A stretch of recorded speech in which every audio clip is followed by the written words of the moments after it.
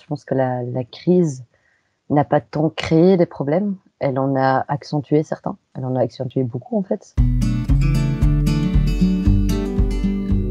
J'ai reçu énormément de témoignages par rapport à tout ça qui m'ont fortement indignée, même si je suis un petit peu dans le secteur et donc je sais déjà quelles sont les difficultés des gens. Mais là, c'était vraiment les difficultés plus parce que les mesures qui étaient prises par le gouvernement n'ont pas pris tout le monde en considération. On a l'impression d'être un peu impuissant aussi par rapport à tout ça, quoi. Une chose qui me revient quand même énormément, c'est que ces personnes, elles sont déjà souvent isolées, marginalisées. Et en fait, le confinement les coupe des derniers liens sociaux qu'elles avaient avec leurs kinés, avec leurs infirmiers. Ça, c'est une énorme souffrance pour elles et ça amène des difficultés en plus. Si on avait pris la peine en fait de prendre des mesures, de prendre tout le monde en considération dès le début, bien avant cette crise, en fait, pendant la crise, on aurait peut-être eu moins de difficultés à mettre des choses en place en prenant en considération tout le monde et pas juste une majorité en se disant on fera des exceptions plus tard, on verra comment on gère le reste de la population après.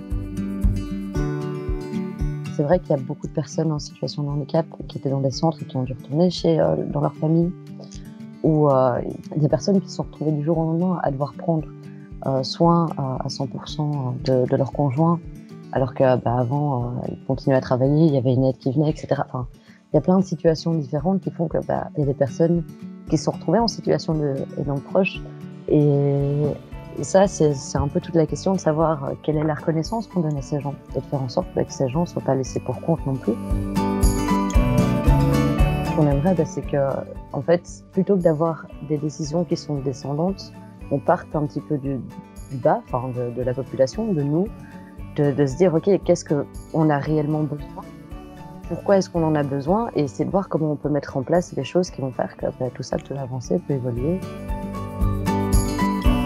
J'espère vraiment que le monde de demain sera fait de plus de bon sens, de se dire, OK, on essaye de faire attention à son impact sur l'environnement, on essaye de faire attention aux autres.